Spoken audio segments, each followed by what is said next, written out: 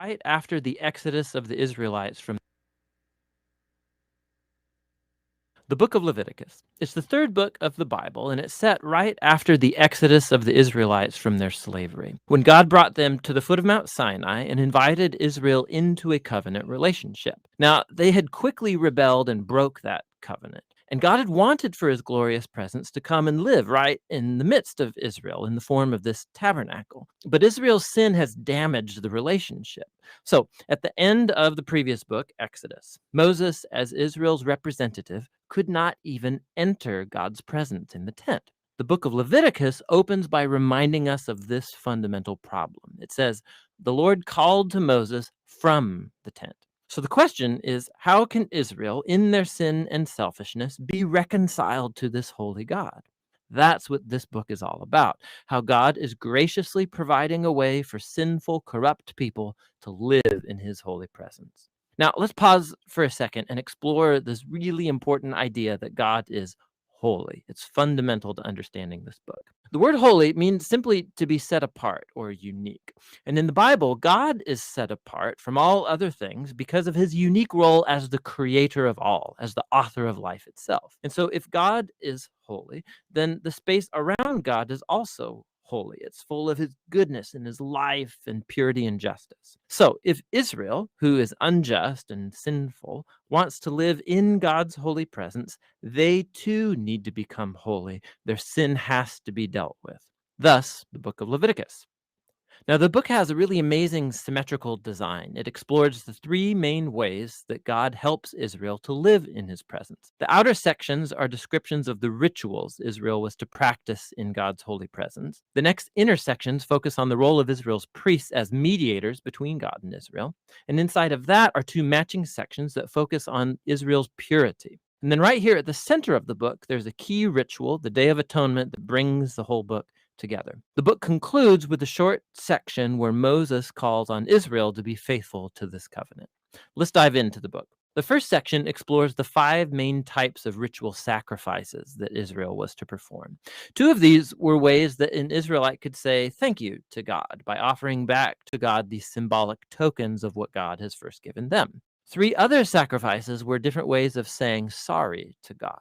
So here an Israelite would offer up the lifeblood of an animal while confessing that their sin has created more evil and death in God's good world. But instead of destroying this person, God, of course, wants to forgive them. And so this animal symbolically dies in their place and atones, which means it covers for their sin. And so through these rituals, the Israelites were constantly being reminded of God's grace, but also of his justice and of the seriousness of their evil and its consequences. The second set of rituals lays out the 7 annual feasts of Israel.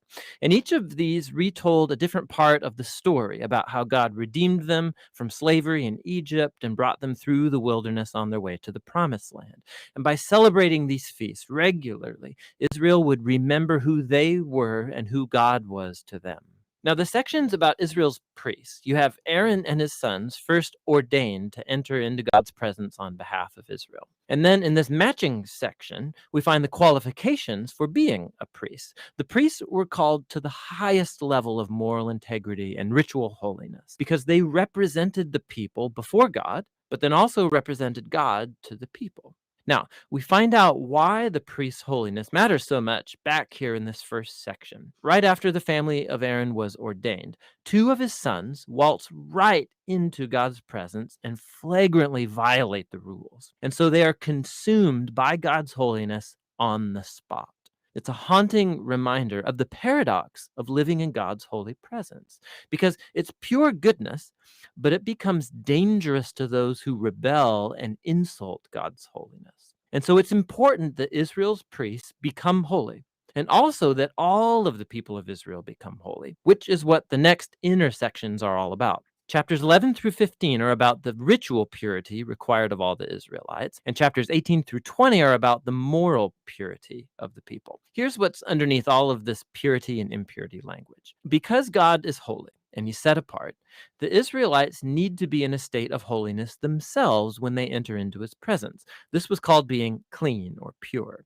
God's presence was off limits to anybody who was not in a holy state, and this was called being unclean or impure. Now, an Israelite could become impure in just a few ways: by contact with reproductive body fluids, by having a skin disease, by touching mold or fungus, or by touching a dead body. Now, for the Israelites, all of these were associated with mortality, with the loss of life, which gets us to the core symbol of all these ideas. You become impure when you're contaminated by touching death, so to speak.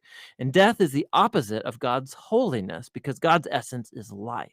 Now, this is really key. Simply being impure was not sinful or wrong. Touching these kinds of things was a normal part of everyday life. And impurity was a temporary state. It just lasted a week or two and then it's over. What was wrong or sinful was to waltz into God's presence carrying these symbols of death and impurity on my body. Don't do that. Now, the last way of becoming impure was by eating certain animals, and the kosher food laws are found right here in this section. Now, there have been lots of theories about why certain animals